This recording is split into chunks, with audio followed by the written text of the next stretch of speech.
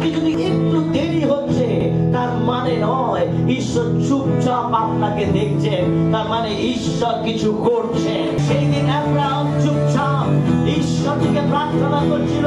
Bible বলছে সেই দিন হঠাৎ ঈশ্বর আসলো আর আব্রাহামকে বললো সামনে বছর ইসহাক জন্ম নেবে। রেডি ছিল, ও গিয়ে বলতে চাচ্ছিল আমি সব